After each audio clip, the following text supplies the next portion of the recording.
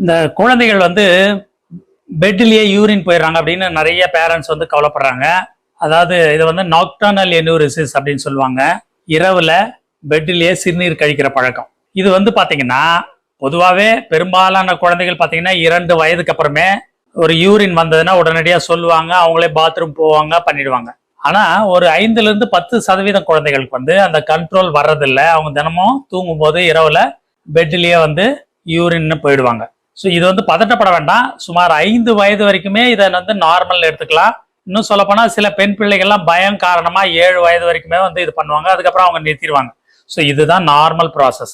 But 5 வயது கடந்த பிறகும் ஆண் பிள்ளையோ இல்லை 7 வயது கடந்த பிறகும் பெண் பிள்ளையோ இந்த மாதிரி தொடர்ந்து வந்து படுக்கையிலேயே சிறுநீர் போயிடுறாங்க அப்படின்னா நீங்க அதுக்கான டெஸ்ட் எல்லாம் பண்ண வேண்டியிருக்கோம். யூரின் டெஸ்ட்ல இருந்து ஸ்கேனு, அதுக்கப்புறம் யூரினரி பிளாடர் ஃபங்க்ஷனு, இந்த மாதிரி டெஸ்ட் எல்லாம் பண்ணிட்டு சில மருந்துகளை சில காலம் 3 மாதம் 6 மாதம் வரைக்கும் எடுத்தாக்கா முழுமையா சரி பண்ணலாம். பயப்பட வேண்டாம். அதுக்கு முன்னாடி மருந்துகள் கொடுக்கறதுக்கு முன்னாடி இந்த சில டிப்ஸ் எல்லாம் கொடுக்குறேன். இதெல்லாம் நீங்க ஃபாலோ பண்ணி பாருங்க.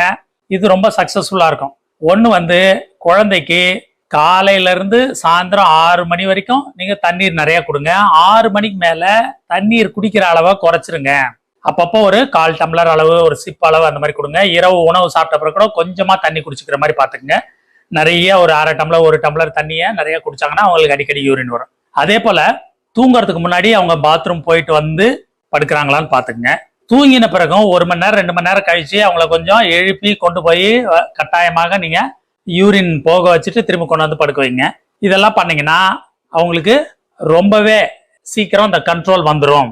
அது மட்டும் இல்லைங்க, அவங்க என்னைக்கெல்லாம் அந்த படுக்கையை நினைக்கலையோ யூரின் போலையோ அன்னைக்கு அவங்களுக்கு ஒரு சிறு தொகை, ஒரு 50 ரூபாய் அந்த அளவுக்கு வந்து நீங்க உண்டியல்ல போட்டு வைங்க, அவங்களோட உண்டியல்னு வச்சு. ஸோ அதை பார்க்க பாத்தீங்கன்னா அவங்களுக்கு அது ஆர்வம் வரும். இனிமேல் நம்ம கண்ட்ரோல் பண்ணிட்டோம்னா நிறைய பணம் சேரும். இந்த மாதிரி ஒரு மோட்டிவேஷன் இதுவும் முக்கியம். எந்த காரணத்தை கொண்டும் இதுக்காக குழந்தைய திட்டாதீங்க, அடிக்காதீங்க, தண்டிக்காதீங்க. அதை வந்து ஹார்ஷா டீல் பண்ணாதீங்க. சாஃப்டா டீல் பண்ணீங்கனாலே 100க்கு 90% சரி பண்ணிட முடியும்.